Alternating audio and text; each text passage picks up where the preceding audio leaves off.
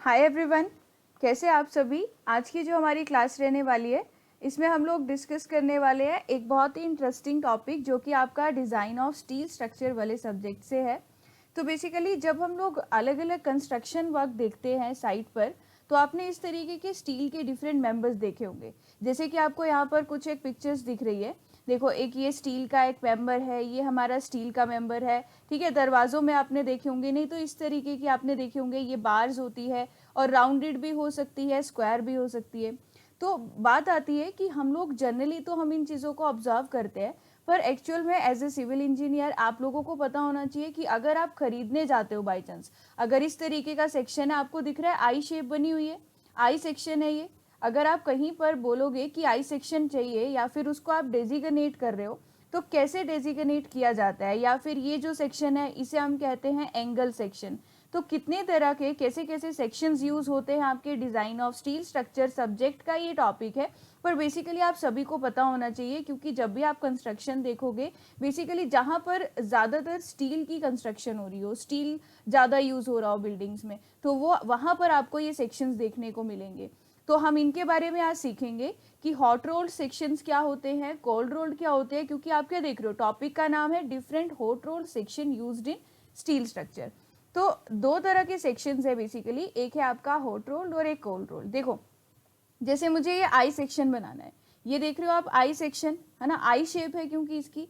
अगर तो इस सेक्शन को हम एक बार ही कास्ट कर लेते हैं। एक बार ही कास्ट करने का मतलब क्या है कि हम लोगों ने स्टील लिया, ठीक है। एक बार ही कास्ट करने का मतलब है कि स्टील आप यहाँ पर यूज़ कर रहे हो और स्टील को आप हीट कर रहे हो इसके क्रिस्टलाइजेशन टेम्परेचर पर। मान लीजिए 1000 डिग्री सेल्सियस पर आप इसको हीट करते हो। इस टेम्परेचर पर जब मैं स्टील को हीट करूंगी तो क्या होगा कि एक ही बार स्टील को गर्म करने पर जो भी शेप आपको इसकी बनानी है उस शेप में आप इसको ढाल सकते हो। लाइक मुझे आई सेक्शन बनाना है तो आपने क्या किया, इस टेम्परेचर पर इसको हीट किया और उसके बाद जो भी शेप हम लोगों को यहाँ पर चाहिए थी सेक्शन की, वो हमने यहाँ पर शेप प्रोवाइड कर दी इस सेक्शन को। जब एक ही बार उसको किसी पर्टिकुलर टेम्परेचर पर हीट करके, एक ही बार एक पर्टिकुलर टेम्परेचर पर हीट करके इसको बनाया जाता है, तो ये होते हैं आपके हॉट रोल्ड सेक्शंस, ठीक है। और कोल्ड रोल्ड का मतलब क्या है कि अगर मुझे एक आई सेक्शन बनाना है तो मैंने उसके लिए फ्लेंज अलग से बनाया, इसे हम कहते हैं आई सेक्शन का फ्लेंज, ठीक है। ये जो आपका ये पोर्शन दिख रहा है इसे कहते हैं फ्लेंज। ये होता है हमारा वेब ऑफ आई सेक्शन और इसे कहते हैं अगेन फ्लेंज।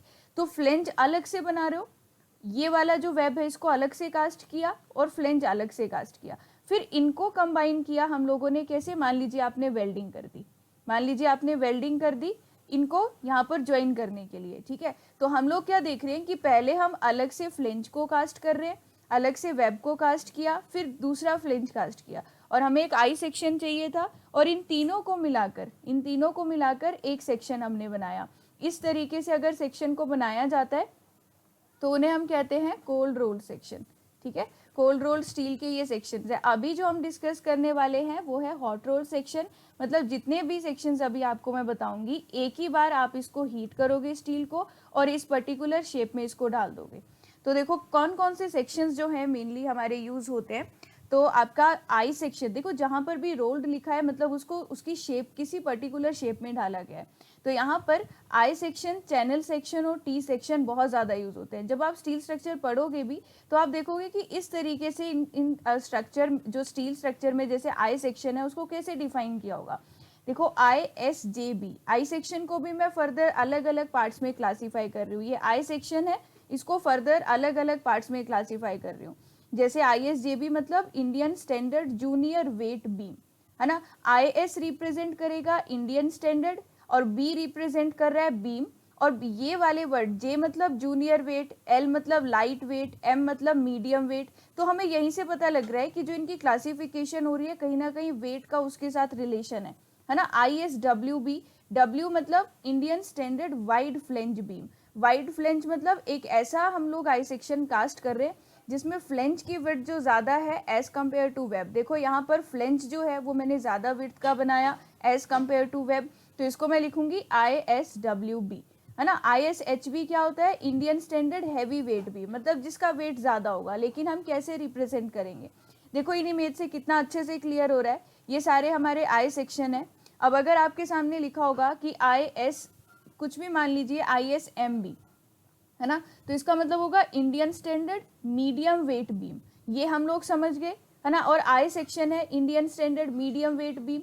दूसरी चीज आपको यहाँ पर इसको डेजिग्नेट जब किया होगा, देखो इसको जब डेजिग्नेट किया होगा तो कैसे लिखा होगा ISMB और इसके आगे लिखा होगा मान लीजिए 300 लिखा है एट द रेट, कुछ भी वैल्यू हो सकती है, मैं अपनी मर्जी से ले रही हूँ 24, ठीक है। तो आपके पास इसका मतलब क्या होगा, ये जो 300 है ये 300 क्या रिप्रेजेंट कर रहा है, इस पूरे आई सेक्शन की ओवरऑल जो यहाँ से लेकर यहाँ तक टोटल जो इसकी लेंथ होगी, ये आई सेक्शन की जो टोटल लेंथ है वो हमारे पास ये रिप्रेजेंट कर रहा है, या फिर आप डेप्थ इसको बोल सकते हो, क्योंकि लेंथ हम इसको 3D में देखें तो लेंथ इस तरफ लेंगे तो हम इसे कह सकते हैं ओवरऑल डेप्थ, कि जो भी न्यूमेरिकल वैल्यू यहाँ पर लिखी जाएगी, और भी सेक्शंस के बारे में हम लोग पढ़ेंगे, तो जो भी न्यूमेरिकल वैल्यू हम यहाँ पर लिख रहे हैं, देखो जैसे ये न्यूमेरिकल वैल्यू लिखी है तो ये रिप्रेजेंट करेगी क्या, ओवरऑल डेप्थ, ठीक है, ओवरऑल डेप्थ। और इसके बाद एट द रेट लगा होगा, उसके आगे लिखा होगा वेट, लेकिन वेट लिखा होगा पर मीटर लेंथ का। जैसे अभी हम आई सेक्शन की बात कर रहे हैं तो मैंने लिखा ISMB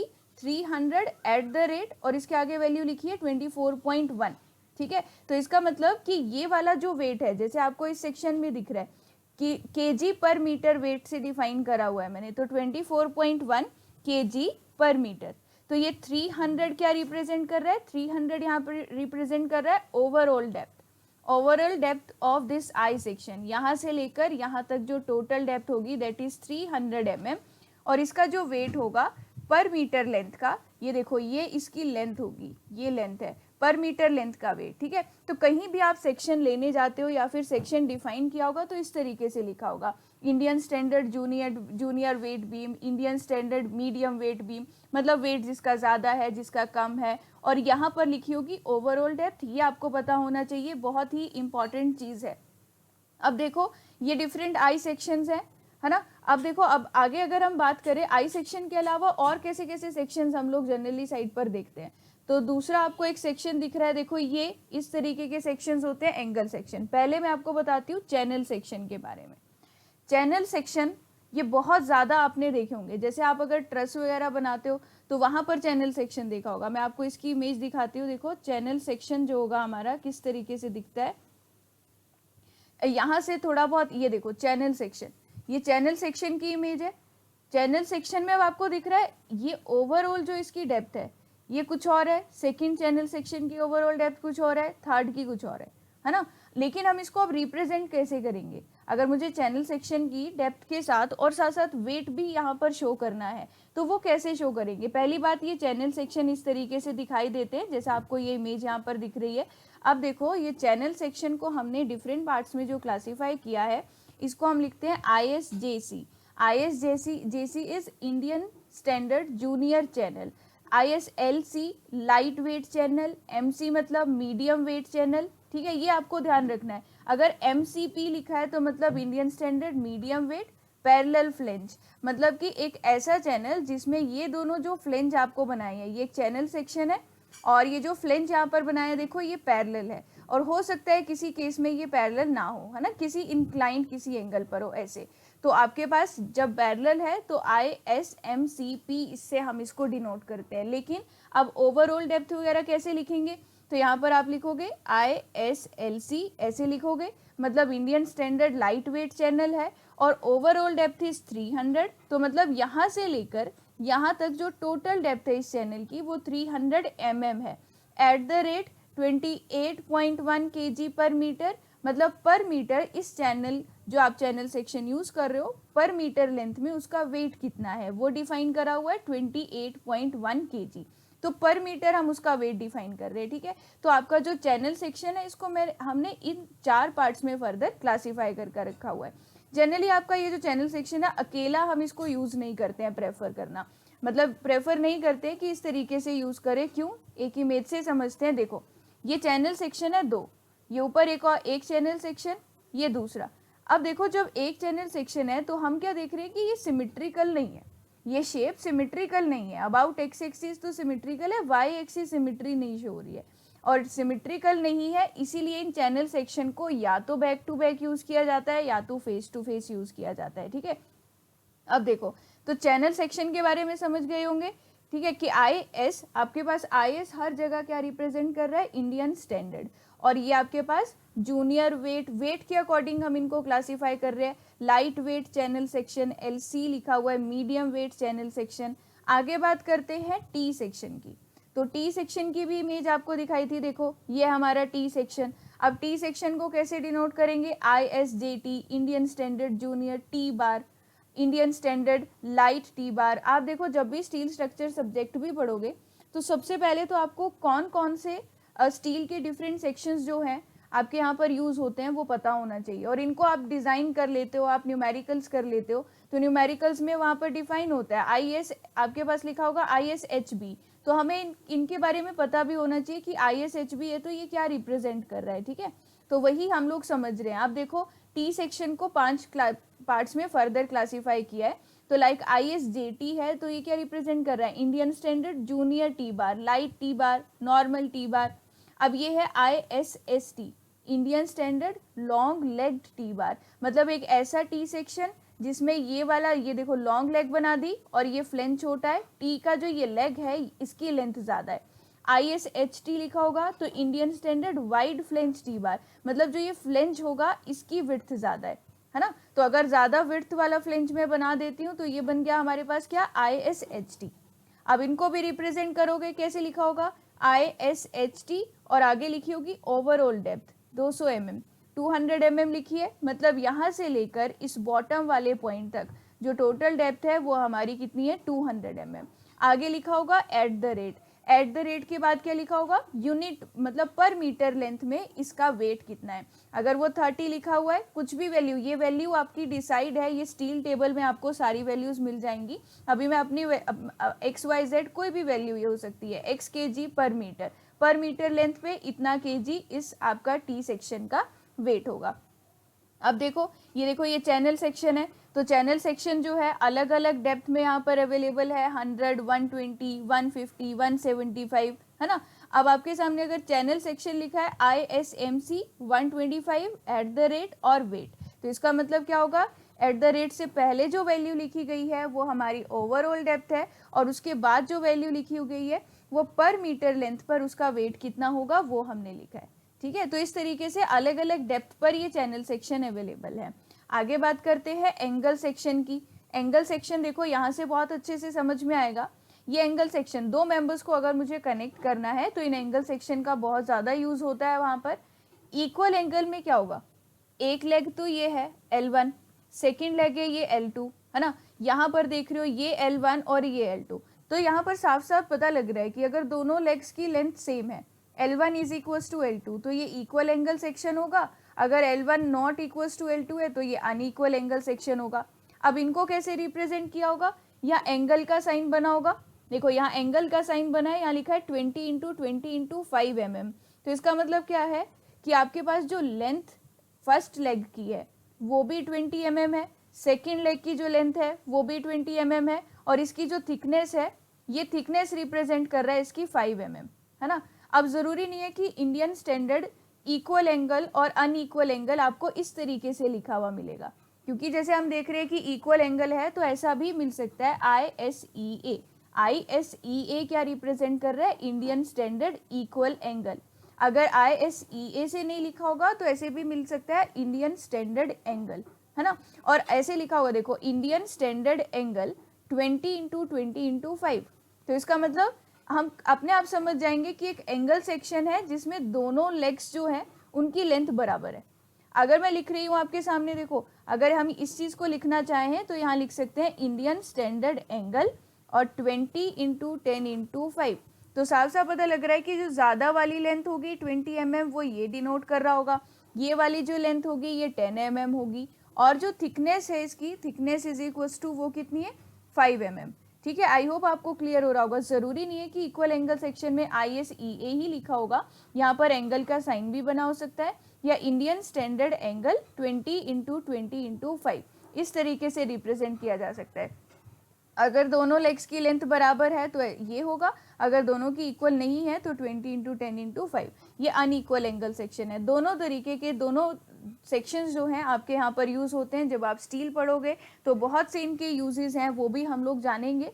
अब देखो ये आपके अलग अलग यहाँ पर एंगल सेक्शंस दिख रहे हैं और सभी का यहाँ पर साइज आपका अलग है ना। अब डिपेंड करेगा कि हम इन सेक्शन को स्टील स्ट्रक्चर में कहाँ पर यूज़ कर रहे हैं, उसके अकॉर्डिंग हम इनको यूज़ करते हैं, ठीक है। अब आगे देखो और जो सेक्शंस यूज़ होते हैं, ये देखो मैंने आपको सबसे पहले भी बताया था। अब ये जो सेक्शन है ये हॉलो है, इसके अंदर स्टील नहीं भरा हुआ है, तो ये हॉलो सेक्शंस कैसे कैसे होंगे। हॉलो सेक्शन आपका ये हो सकता है इस तरीके से स्क्वायर शेप हो, जो आपको यहाँ पर दिखाई दे रही है।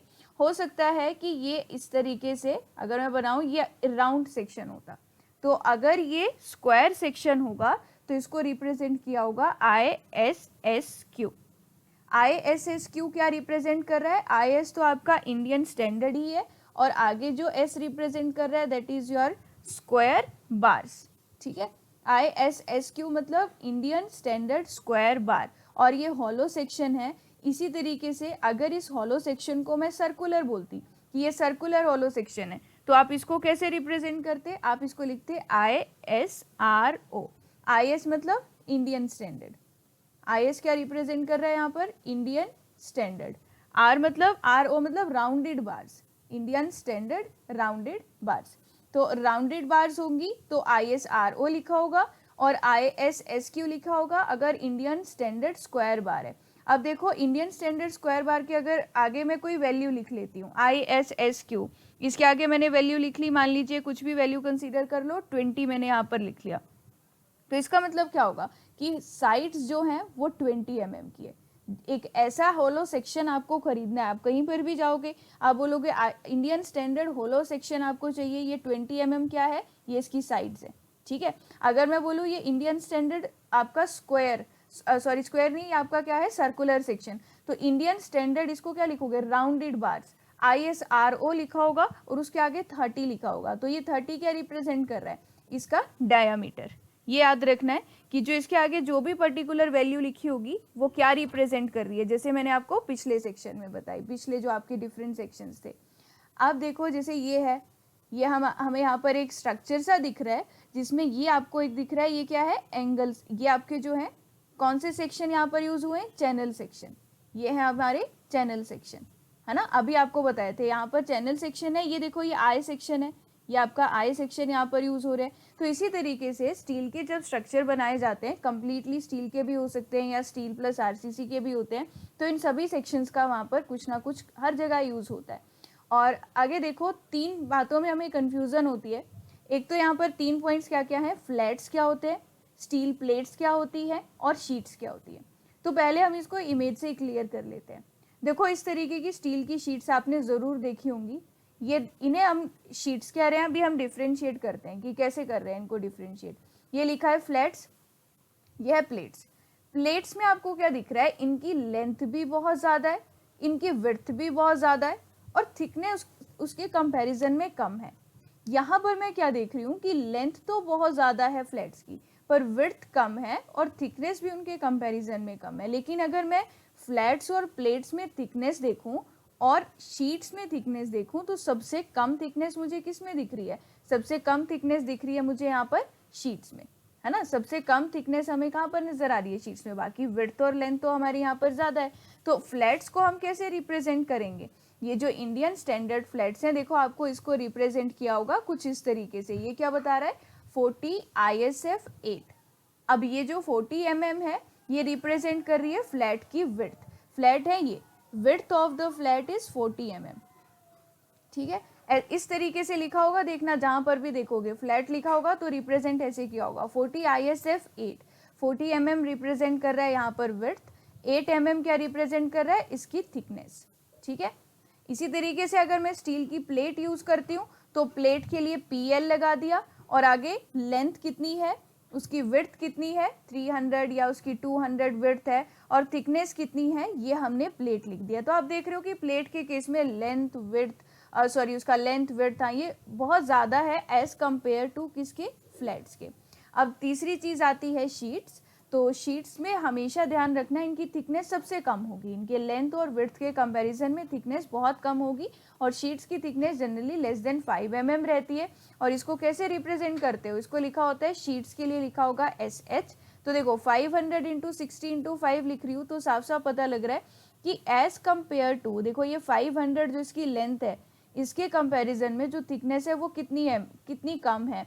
500 mm इसकी लेंथ हो गई और 5 mm इसकी थिकनेस हो गई। तो ये है शीट्स। तो आज मैंने आपको जो भी मैक्सिमम सेक्शंस, ये सभी सेक्शंस है, देखो एक बार में बनाया गया है।